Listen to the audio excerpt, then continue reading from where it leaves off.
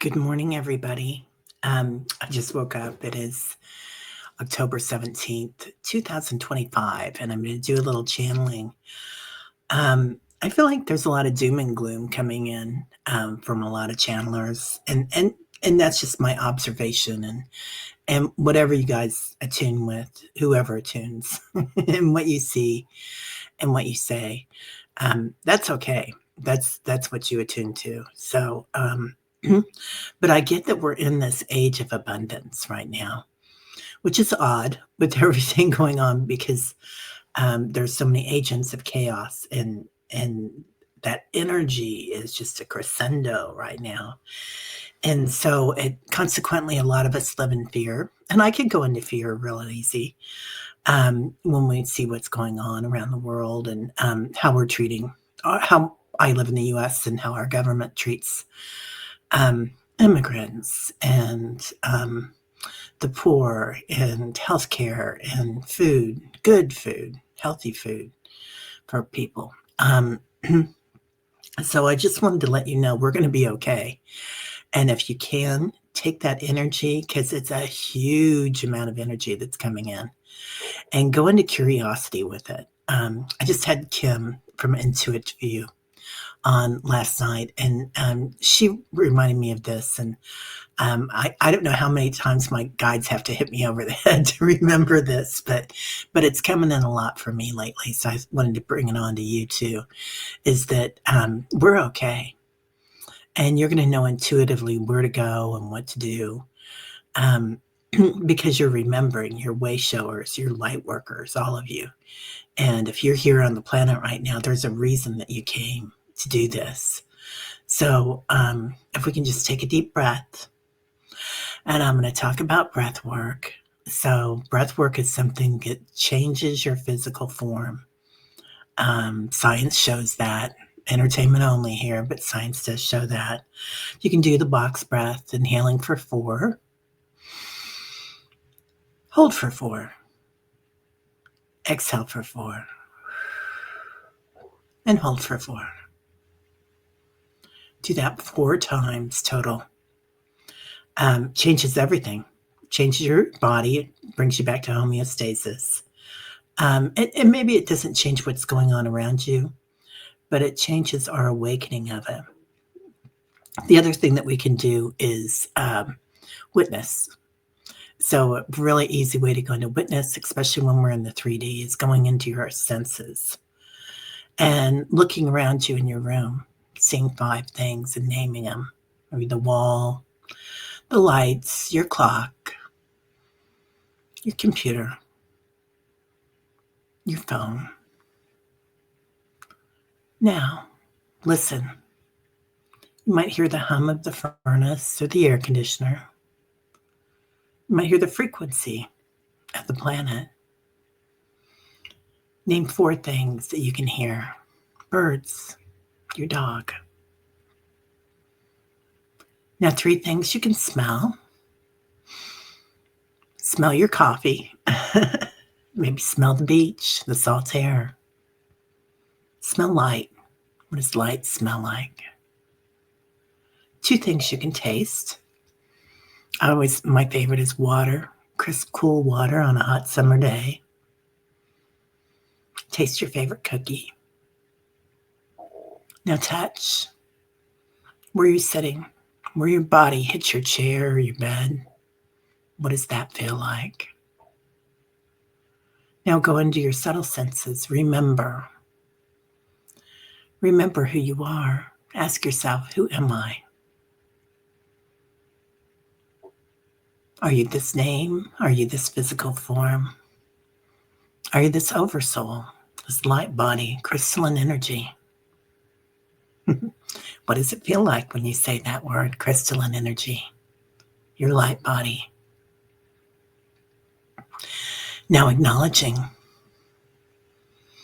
remembering why you're here.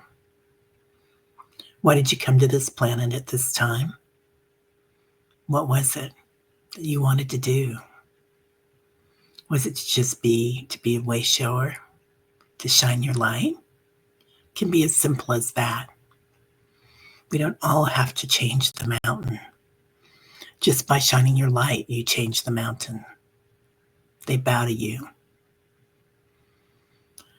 Another thing that keeps coming into me recently, it was told to me 3 times yesterday, maybe 4 times, by people that I spoke with Kim and JJ and Gail. And it comes up in conversation always recently. And it's about how this lifetime on this planet, which seems so important and we worry so much about it, is just a blip. In the scheme of things, even for your oversoul in particular. But when we're in the 3D world, it seems like the most important thing in the world, right? In the universe, this one lifetime. But when you witness it and watch it from the outside, what's happening here? What do I feel? What am I touching? Where I'm sitting? What do I see? It takes you into that point of watching calmly and curiosity. Another thing that Kim had to say yesterday, and I'm going to mention that because it was an incredible interview. And it didn't turn out to be an interview. We were channeling together, but she's on fire right now. She's doing a sabbatical, and her insight is amazing. She did mention that she was really leaning into fear.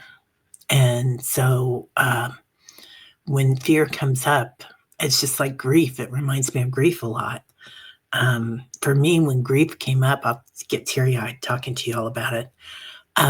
When fear came up for me in grief,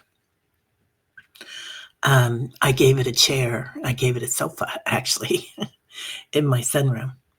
And you guys have probably heard me talk about this, but when my husband died, I went into a real fight or flight, and there's a part of fight or flight that's called freeze, and you're just kind of frozen in motion.